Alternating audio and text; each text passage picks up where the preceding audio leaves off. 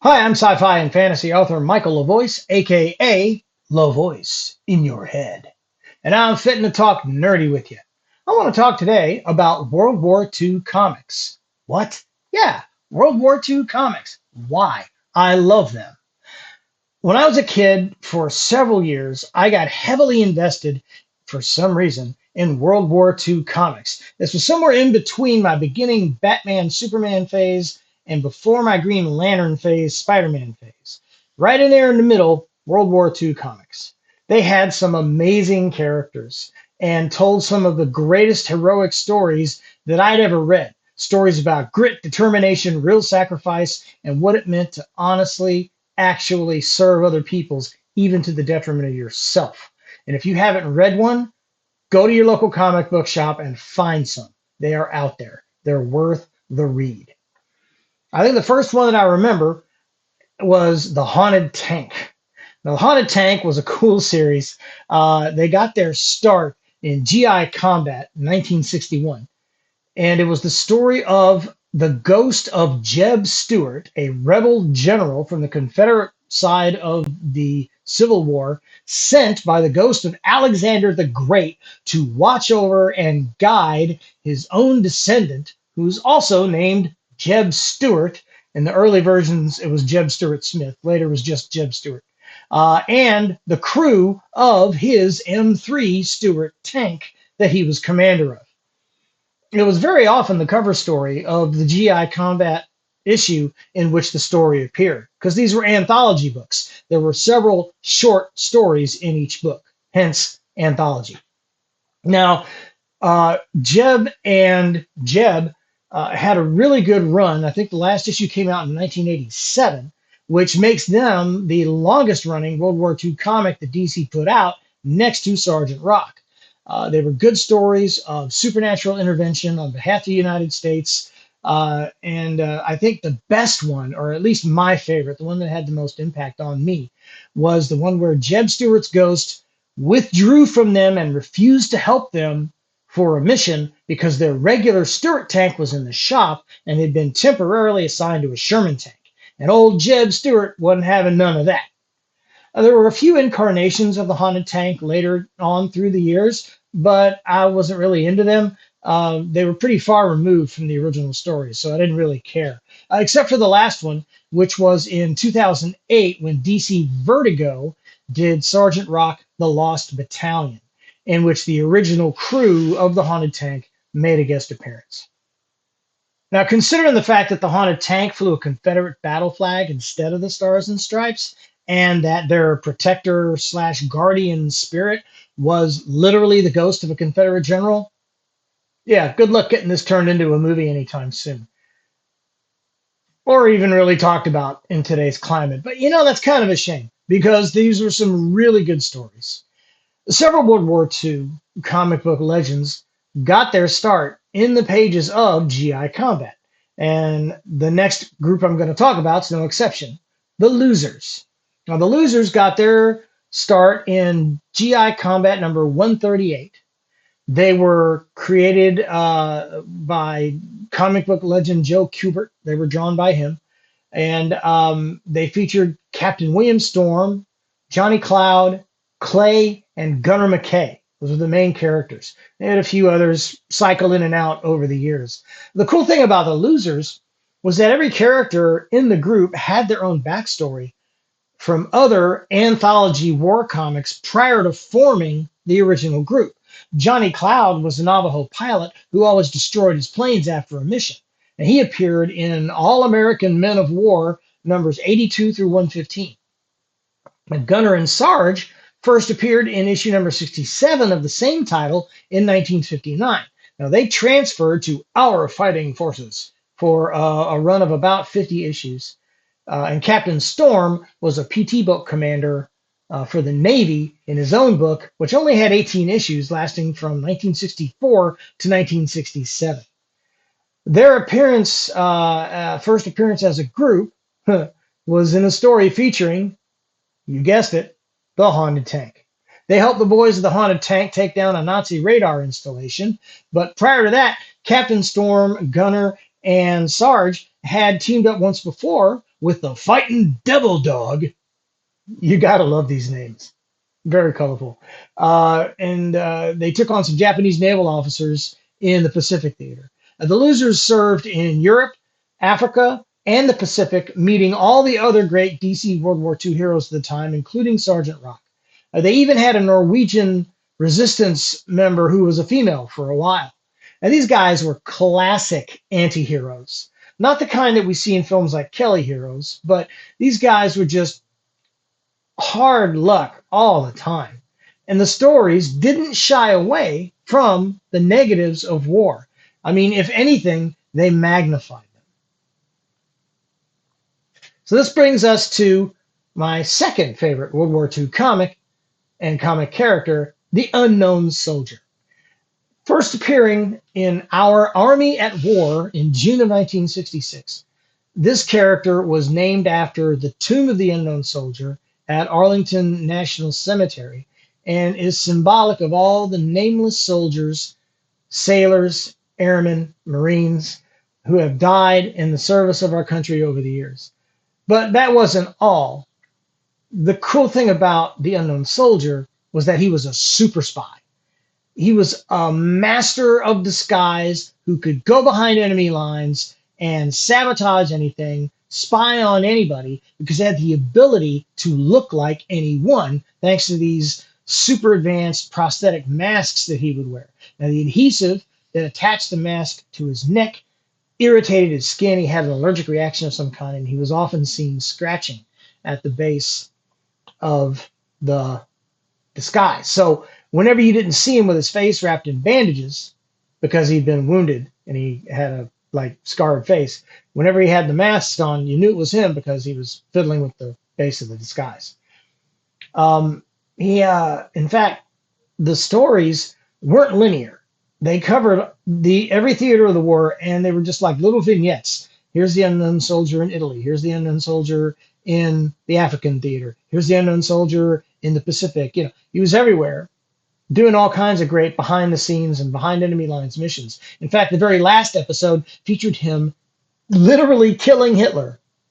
Not just punching him 100 times like Captain America, literally killing Hitler, taking his place with one of his masks to order the destruction and the stoppage of a super weapon that was going to be used against the Allies, and then staging everything to make it look like Hitler was a big chicken poo and committed suicide. And then later in that episode or issue, he dies saving the life of a little girl in the village as it's being liberated. Or did he? Because later in that same episode, I keep saying episode like it's a TV show, it was an issue. And later in that issue, we see an anonymous staff sergeant in the background as the town is being liberated, kind of scratching at the base of his neck. So we are led to believe he may have survived the encounter. My favorite one, though, has to be when Superman, of all people, teamed up with the Unknown Soldier, and that was in DC Comics Presents number 42, The Spectre of War. Superman, as reporter Clark Kent, which is the weird part, okay, the first weird part, gets a note from an unknown soldier warning him that a general is going rogue. He's going to steal a nuke and detonate it to try to start World War III. And so Superman teams up with this guy, and he is helped at key points through the story by this unknown soldier impersonating everything from a private to a general.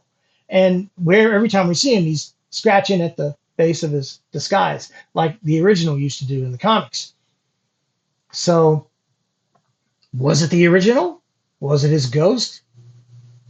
We don't know. We're never told. Was it a continuation of the Unknown Soldier super spy program? They just don't ever tell us. I like to think that it was the ghost of the original, doing what he always did, helping out as a soldier, known but to God. That's my take. Now, there were two more incarnations of the Unknown Soldier down through the years, two different runs. I'm not talking about those because they both sucked.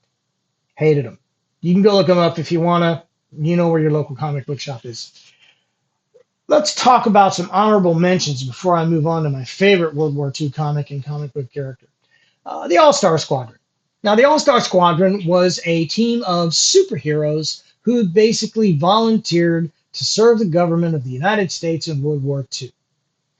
I don't know why, but somehow in my kid brain, I disassociated superheroes from fighting soldier comics. I didn't consider the All-Star Squadron a real World War II comic, even though they went to places like Germany and Japan and the European theater, the African theater, and did missions.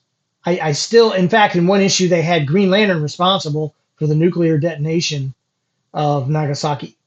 And he quoted the line, "I am become death, the shatterer of worlds." This was the Earth 2 Alan Scott original Green Lantern, by the way. All these heroes were the Earth 2 All-Star Squadron versions of these heroes. Jay Garrick is the Flash, Alan Scott, Green Lantern, the original Superman, the original Batman, the original Wonder Woman, and you had characters like Johnny Thunder, who was basically a normal kid who had command over a Polynesian thunderbolt, which granted wishes of some kind. It was weird. And eventually, even the Spectre. But for your speedster, you had Johnny Quick as well. And you also had Liberty Bell, which was a cool character. So that was a neat book, but I just somehow had that disassociation and didn't consider it a World War II book. Now, Creature Commandos. They weren't even on my radar. I didn't even know they were a thing until they had that recent animated series that they put out on, I think it was Max, which is weird because I was a fan of the comic where they got their start, which was Weird War Tales. Weird War Tales was like the Night Stalker and the X-Files go to war. Okay? Very supernatural in overtones. And it ran from October, appropriate, of 1971 to June of 1983. And they covered the whole range: horror, mystery, science fiction, even fantasy and dark fantasy. And in fact, starting with issue number 8, Death himself, Sith, Cloak, Skullface, Death himself was like the narrator, like the show host in these comics. I guess it was kind of like an early incarnation of the Crypt Keeper. I don't know. Another notable character that showed up over and over again in Weird War Tales was another favorite of mine, G.I. Robot. If you can find some old G.I. Robot stories, they were pretty cool. It's kind of like World War II meets Frankenstein. Pretty neat. So now let's move on to my favorite World War II comic and comic characters of all time, Sergeant Franklin Joe Rock and Easy Company. Sergeant Rock was created again. This is Robert Kanigher, the writer, created him, and with the help of artist Joe Kubert, who basically made a living drawing this guy, made their first appearance in Our Army at War number 83, and then went on to kick butt in just about every major theater of the war, African, Pacific, and European. Eventually coming up in stories featuring the Haunted Tank, early incarnations of the Suicide Squad, and the Creature Commandos, which would be another issue that I missed apparently, because again, never heard of them until the series came out. In fact, they were so popular that the comic book they started in changed its name to Sergeant Rock from Army at War in 1977. They ran until 1987, which makes Sergeant Rock the oldest and arguably best loved World War II comic book character that DC ever put out, which kind of leads into where I want to end up with this one. Let's talk about the weird way that this has been failed to become a movie. It's not to say that Sergeant Rock hasn't made appearances in other media. There was a 3-episode Justice League called The Savage Time that featured Sergeant Rock, and he was voiced by TV tough guy Fred Dryer. Then a teaser for a Batman the Brave and Bold episode called The Plague of the Prototypes featured Sergeant Rock, and he was voiced at that time by an actor named Fred Tatasciore. I think that's how that's pronounced. It's Italian, so pick one or the other. And a soldier implied to be Sergeant Rock showed up in a lineup of heroes in an episode of the CW's Legends of Tomorrow.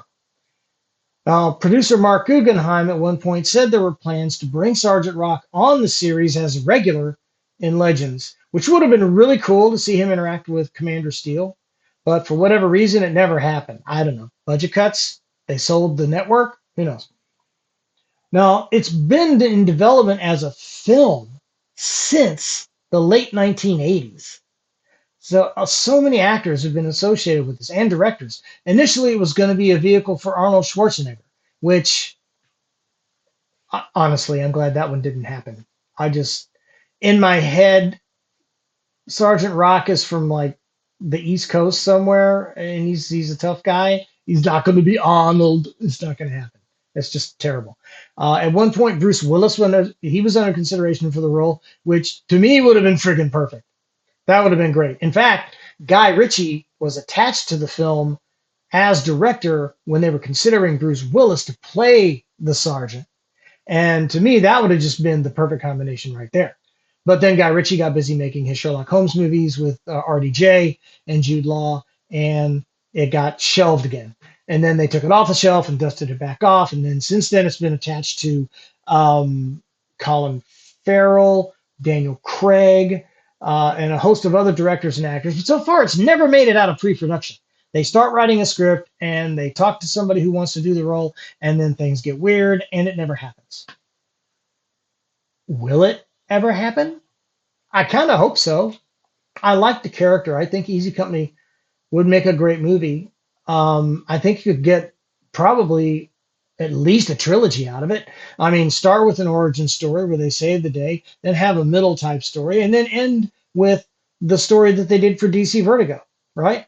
I think that would be the perfect combo. There's always a place for World War II movies and Westerns and monster movies in the national zeitgeist. So I think it's possible. I think it's doable. You just got to wait for the right guy and the right director. You know, maybe that dude from Twisters could do it. That'd be great when he's finished doing The Running Man. Yeah, we'll talk about that one next time. So there's a crap ton of other World War II comics from Marvel and DC that I didn't mention, mainly because I didn't read them and I don't know enough about them to be intelligently commenting on them. But they're out there. Go to your local comic shop and dig them out of the back issue boxes, and see what you can find. There might be some treasures out there that have yet to be discovered. So let me know what you think in the comments after you do that. What's your favorite World War II comic? Do you have a favorite World War II comic? Have you ever read a World War II comic? Why are you still here? Go. Comic shops that way. Go. Go get one. And then come back and let me know what you thought. Until then, go ahead and do all the things like subscribe, follow, merch links in bio, and come on back next time where I get to be LaVoice in your head.